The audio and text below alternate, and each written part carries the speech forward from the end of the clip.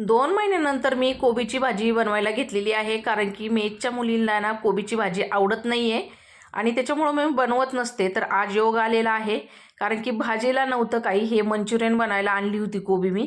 तर चला म्हटलं भाजीला नाही तर आता मी कोबीचीच भाजी बनवते. कोबी पहिल्यांदा धुवून चराचरा कट करून घेतला पातळ पातळ स्लाईसमध्ये आणि पाण्यामध्ये ठेवून दिला. नंतर कढईमध्ये तेल गरम करून त्याच्यामध्ये जिरा, मोहरी, बारीक चिरून घेतलेली हिरवी मिरची, ठेचलेला लसूण आणि कढीपत्ता टाकला. परतून घेतला व्यवस्थित. नंतर त्याच्यामध्ये गरम मसाला, हळद आणि घरगुती मसाला टाकला. व्यवस्थित तो पण परतून घेतला. नंतर त्यामध्ये धुवून घेतलेली कोबी टाकली आणि मिक्स करून घेतली चांगली. धुवून घेतलेली मुगाची डाळ टाकली आणि व्यवस्थित परत एकदा परतून घेतलं चांगलं. आता याच्यामध्ये चवीनुसार मीठ टाकलं. आता आपल्याला वाफेवरती कोबी शिजवायचं आहे. झाकण देऊन 5-6 मिनिटं स्लो गॅसवरती कोबी शिजवून घेतला. आता माझ्याकडे कोथिंबीर नाही, तुम्ही नक्की टाका. तर तयार झाली झणझणीत कोबीची भाजी. तुम्ही कशी बनवता कमेंटमध्ये नक्की सांगा. धन्यवाद.